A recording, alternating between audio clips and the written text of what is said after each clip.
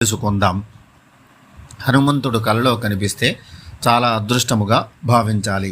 ఎంతో అదృష్టం ఉంటే గాని హనుమంతుడు కలలో సాక్షాత్కరించడం జరగదు. హనుమంతుడు కలలో కనిపిస్తే మనకున్న పీడలు, బాధలు త్వరలో తొలగిపోతాయని స్వప్నశాస్త్రం చెబుతోంది. హనుమంతుడు కలలో కనిపిడితే త్వరలో మీరు జీవితంలో కష్టాలు తొలగి సుఖశాంతులు లభిస్తాయని అర్థం. అదేవిధంగా హనుమంతుడు కలలో కనిపిస్తే మీకున్న శత్రు బాధలు తొలగిపోతాయని భావించాలి. శత్రువుల బారి నుండి ఎటువంటి హాని జరగకుండా హనుమంతుడు మిమ్మల్ని కాపాడుతాడని అర్థం. శత్రునాశనము జరుగుతుంది.